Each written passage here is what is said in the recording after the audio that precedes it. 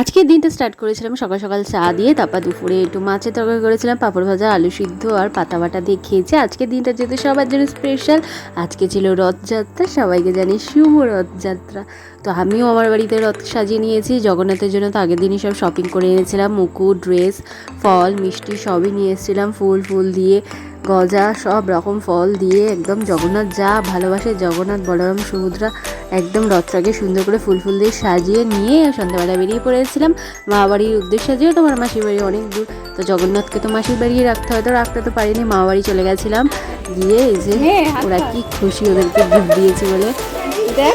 পছন্দ হচ্ছে কিনা।